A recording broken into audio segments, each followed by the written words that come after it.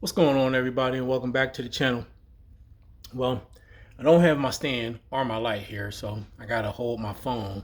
So I'm sorry if it shakes around a little bit, it moves around a little bit.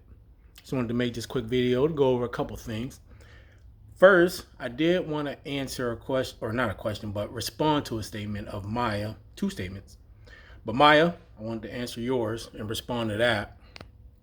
This was on my last video about selling makeup and HBA on eBay and stuff. And so you said I'm sort of afraid to go into HBA because of the saturation you mentioned and the fact that I see people getting zeros and items mistakenly removed. Which, I mean, zeros and items being mistakenly removed can happen in any category, but I get what you're saying. But it's not only just the zeros and all that. It's also different types of policies that you can violate when it comes to HBA.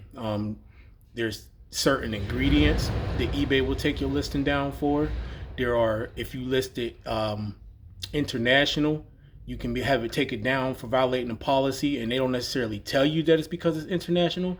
But I don't have international shipping on any HBA, period, because there's just too much to know, and eBay expects you to know it, and of course you can't. And so, like for instance, lidocaine. Now you'll find all types of items up on eBay that got lidocaine, but the fact of the matter is, there's a good possibility that they can take your listing down because lidocaine is supposed to be prescription, but a lot of platforms, even oh my goodness, even Amazon and Walmart won't let you sell certain items that got lidocaine in it. Give me a second.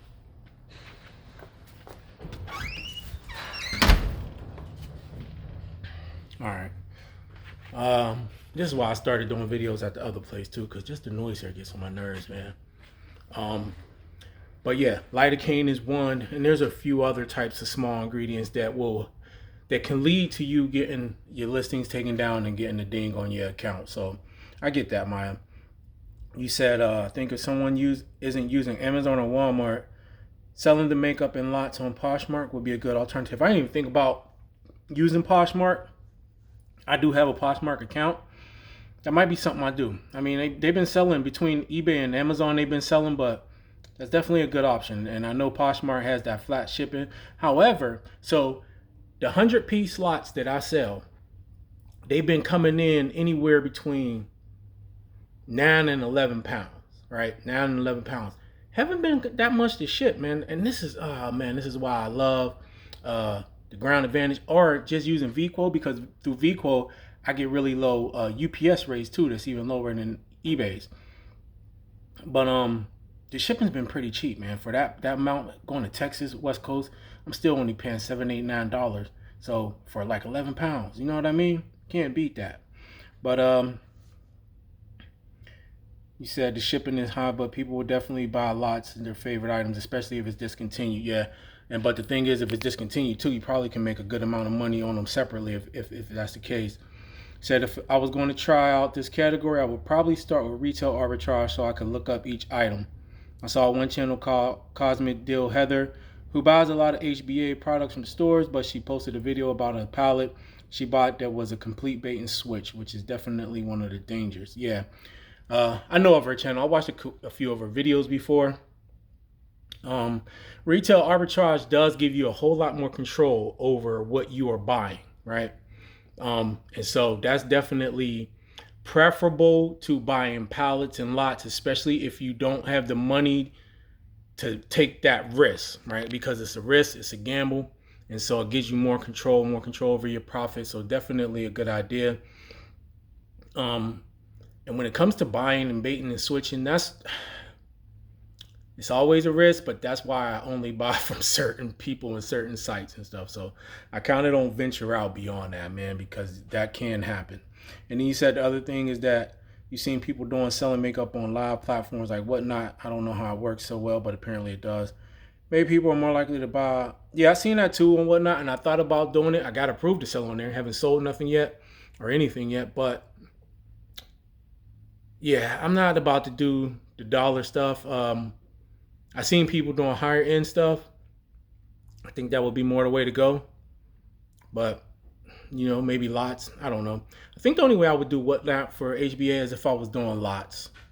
I think that's the only way it would be worth it. But And then, so that's my response to that, Maya. But don't be afraid to get started. Just figure out which, you got to know your risk tolerance and then go from there. And then another person asked me, can I post a link to my eBay store? I typically don't, man. I used to, but I really don't now. However, I have a lot of, I told you I'd be putting up the health and beauty lots. I might start posting the link when I put those up if y'all interested. Not that I really need to, because they sell anyway. But if you want to buy them, just, for yourself or for whatever, I'm not putting them out there as like reseller lots. But if you just want them for use, they're really good lots. So I might post it for that. I also got a lot of like dog stuff I'm about to put up, or pet. So like, what they call like like the little pet vests and tank tops and stuff. Let me see if I can show y'all. So like this stuff right here, like these little pet vests. I got a bunch of them in there. There's a bunch of them in here. This is part of a pallet that I got from Target a long time ago, last year at some time. And I am not about to do these one by one. Look, I'm going to put those up really cheap. So probably like $1 or maybe less than $1 per unit. Pay shipping, and I ship them out, and you can buy them all. I don't know if you got a way to sell them. If however you want to do it, I might even do it at 75 cents a unit plus shipping, just to get them out my way, because I don't want to deal with them initially.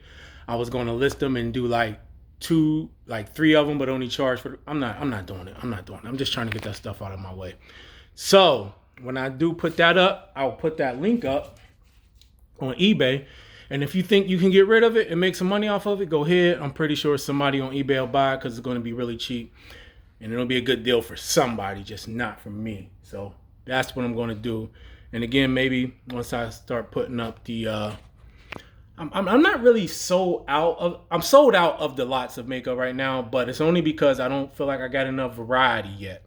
I just sold 2, one on eBay, one on Amazon. And after putting those 2 together, I counted down to like not that good of a variety, so I don't want to send out nothing like that.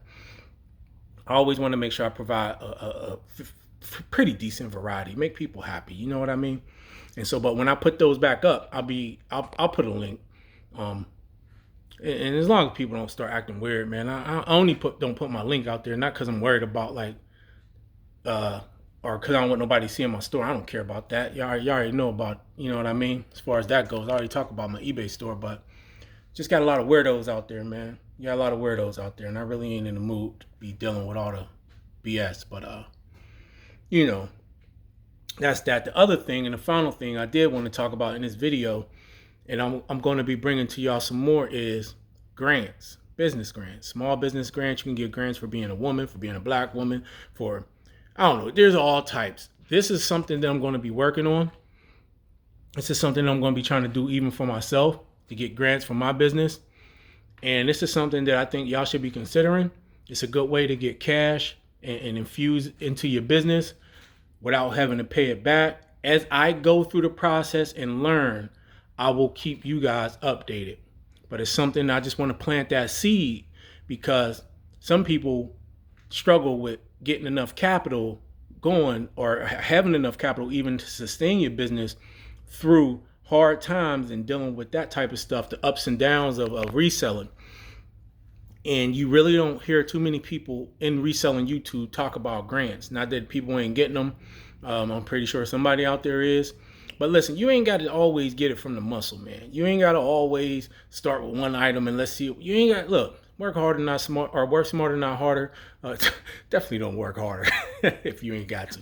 But you ain't always got to get it from the muscle. If there are options out there that can help you, that can give you a boost, that can help you leverage what's available to you, then you should be knowing that. And so what I'm going to do is I'm going to be working with somebody to try to see what types of grants I can get, apply for them, and see what shake. You know what I mean? And whenever I do get one, because I'm sure eventually I am going to get one, I'll let you know. And as I go through that process, I'll share with you guys, and hopefully it can help some of y'all get over the hump. You know, that's the main thing, to get over the hump. I also got another video I'm going to be dropping If not today, definitely tomorrow. I'm trying to focus my content, man, just on more educational stuff and things like that, and not so much the the extra shit. You know what I mean? But look, that's it for now, y'all. I'll get back with y'all later. If y'all got any questions, drop them in the comments below, and I'll see you in the next one.